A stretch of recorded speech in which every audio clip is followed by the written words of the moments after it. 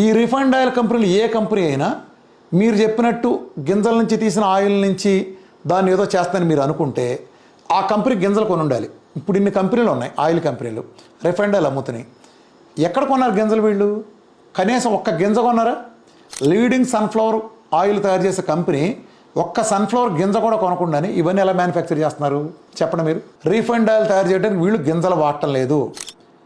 నానా చెత్త, పెట్రోకెమికల్ చెత్త దగ్గర నుంచి అడ్డమైన కెమికల్స్ కలిపితేనే వస్తాయింది.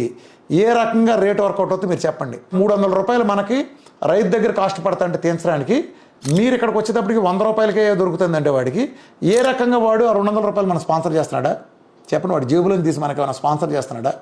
ఎలా కుదురుతుంది? ఆ కాస్ట్కి ఎలా ఇస్తారు ఎవరైనా? తను కొన్న కాస్ట్ కంటే తక్కువకి ఎవడైనా ఇవ్వగలడా? అంటే ఏం జరుగుతుంది? మోసం చేస్తున్నారు. మరి మీరు ఆ మోసాన్ని ఎత్తి చూపించరే? ఇంత పెద్ద సంస్థ ICMR, NIN కలిపి గైడ్లైన్స్ ఇచ్చిందంటే